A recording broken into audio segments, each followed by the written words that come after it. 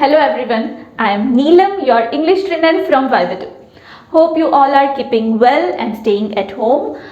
You can use your this time to be more, master in GRE. So today I am here in front of you with few common GRE words. They are mostly used in all the exams. So let's have a look. Our first word is alacrity.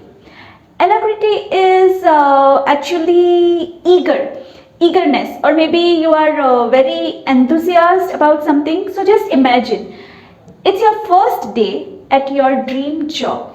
So you will be very in alacrity to finish the task given to you.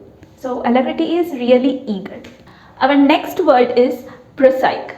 Prosaic is dull, or maybe lifeless, or maybe mundane.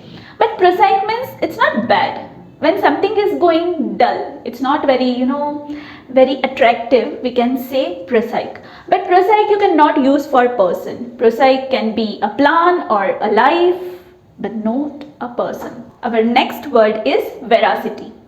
Veracity sounds like voracity. What's the main difference? Okay, let me tell you first what is veracity. Veracity is very famous word of English language. It means full of hunger.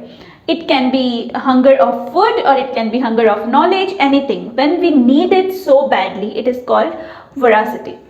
Where veracity is being truthful. So when I am very truthful towards my family, for my family I can say I am veracious for my family. Our next word is paucity. Paucity is very interesting word that means something is lacking, lack of something. So when we are depressed, we have paucity of self-awareness. Here is our next word, laconic. Laconic word sounds positive. It is positive word, it's not negative word, but it sounds something, more kind of iconic. But laconic is a person who talks very few words or very few time he or she tries to speak. That is called laconic personality. There are so many examples I can give, but I'll choose giving my own example. So I am not laconic person. Our next word is my most favorite word. It is pugnacious. Pugnacious is like pug puppies or maybe pug dog.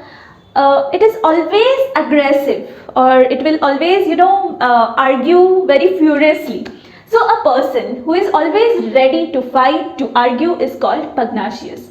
That doesn't mean they are like pug. Just to make you understand the word, I gave that example. Again, I have many examples to give for this particular word, but I will select myself because I don't want any controversies.